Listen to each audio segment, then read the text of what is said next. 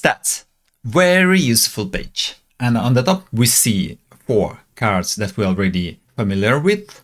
That's your average monthly replies, how many replies you have generated and posted in the last month. And the green value shows the improvement. Previously, it was 193 and now it's 778. So improvement is 585.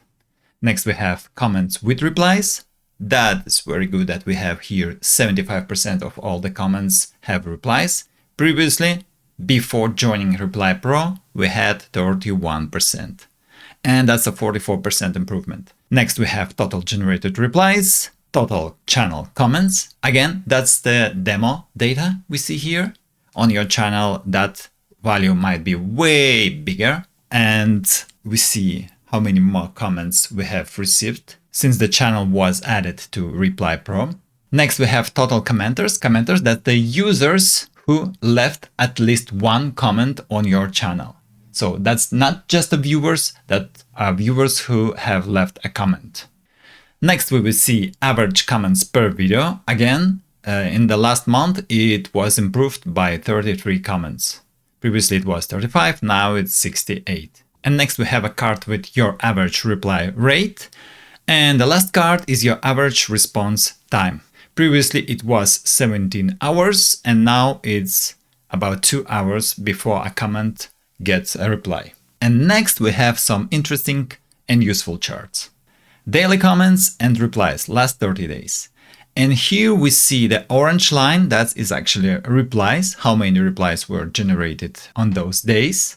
Weekdays shown in blue and weekends shown in green. And those bars show how many comments you have received. So the orange line on this chart should always be on the top. Maybe not on the most of the top of the bars, but closer to the top. That will mean that most of the comments receive replies. Not all the comments requires replies, like when someone just says thank you or hi or something like that.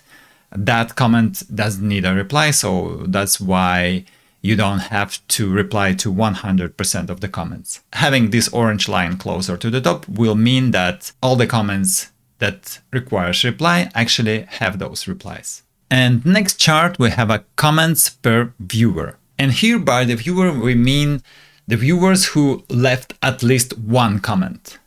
So most of the viewers, if we will look at the data before Reply.PRO, most of the viewers were posting just one comment. 52% of users were posting just one comment. Next, we have users with 2 comments. It was 20%, with 3 and 5 comments, 14%.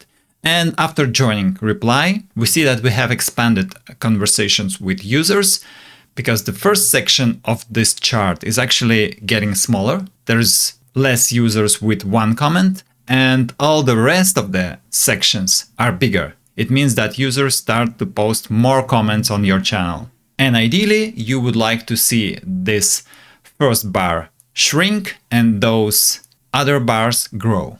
Next chart shows how many replies your comments get.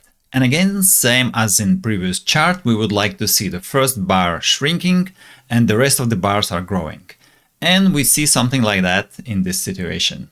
Next chart shows how long those comments on your channel. We see that before Reply.PRO, we had 12% of comments 1 or 10 words long, 27% 11-20 words long, and etc. And the green bars show after your channel was added to Reply.PRO. And here, all the bars are important. There is no one system for all channels that requires some specific length of the comments. It just depends on your channel.